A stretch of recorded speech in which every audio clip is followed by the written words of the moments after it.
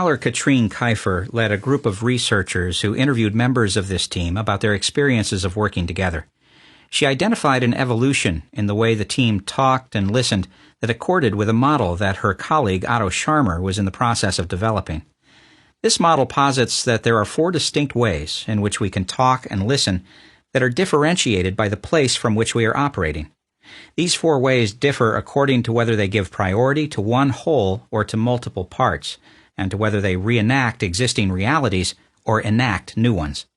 We employ these 4 ways, sometimes intentionally and sometimes habitually, in different settings and sequences. At the beginning of the first workshop of the Visión Guatemala team, they were deeply mistrustful of one another and reluctant to engage. Project Director Elena Diaz-Pinto recalled, "When I arrived at the hotel for lunch, before the start of the initial meeting, the first thing I noticed was that the indigenous people were sitting together. The military guys were sitting together. The human rights group was sitting together. I thought, they are not going to speak to each other. In Guatemala, we have learned to be very polite. We are so polite that we say yes, but think no. I was worried that we would be so polite that the real issues would never emerge." This is the first way of talking and listening, which Scharmer calls downloading. Here, I listen from within myself and my story. I am deaf to other stories. I hear only what confirms my own story. I knew that already.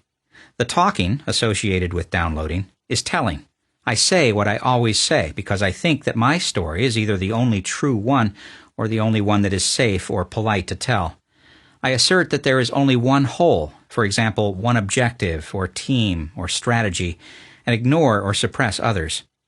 Downloading is the typical behavior of experts, fundamentalists, dictators, and people who are arrogant or angry or afraid.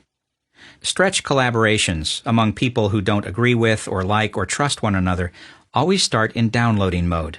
The truth is, later, during that first Visión Guatemala workshop, the team expressed their different views of what had been going on in the country. As team member Gonzalo de Villa recalled, "The first round in the first session was extremely negative, because we were all looking back to the events of recent years which had left a deep imprint on us. A first moment full of pessimism was generated. Suddenly, a young man stood up and questioned our pessimism in a very direct manner. This moment marked the beginning of an important change, and we continually referred to it afterwards. That a young man would suddenly call us old pessimists was an important contribution." This second way of talking and listening is debating. Here, I listen from the outside, factually and objectively, like a judge in a debate or a courtroom. This is correct, and that is incorrect.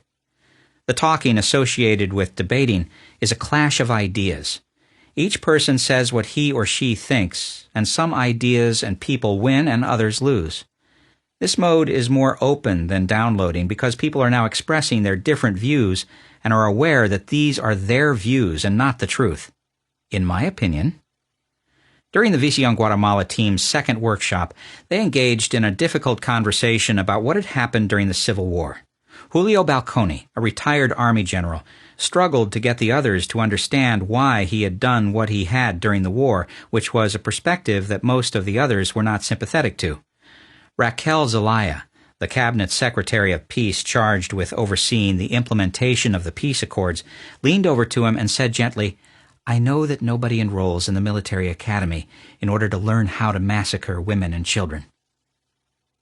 This third kind of talking and listening is dialoguing. Here, I listen to others as if from inside them, empathetically and subjectively. I hear where you are coming from. The talking associated with dialoguing is self-reflective. In my experience, this mode opens up new possibilities because now we are working with multiple living holons, each expressing its power and love. In the previous chapter, I wrote about the time in the Visión Guatemala workshop when Ronald Ochaeta told the story of having witnessed the exhumation of a mass grave, which was followed by the 5 minutes of silence in the team. This was the incident that many members of the team later referred to and that one said was like a large communion. This fourth way of talking and listening is presencing.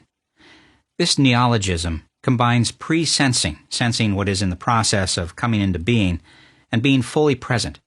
Here I listen not from within myself or another, paying attention just to one specific idea or person, but from the larger system.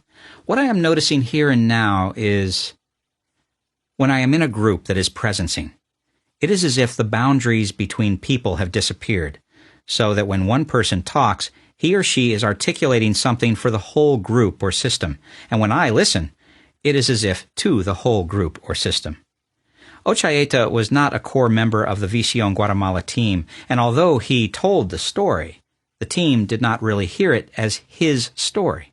They heard it as an expression of a crucial aspect of the Guatemalan reality that they needed to pay attention to and act on. Diaz Pinto and I talked at length about the significance of this 5 minutes of silence. She quoted a phrase from the Popol Vuh, the local sacred book of the Quiche people. We did not put our ideas together. We put our purposes together. And we agreed, and then we decided. She and I thought that Ochaeta's story had enabled the team to go beyond their individual ideas and experiences to discover their shared purpose, and that this purpose enabled them to work together over the years that followed, notwithstanding their differences.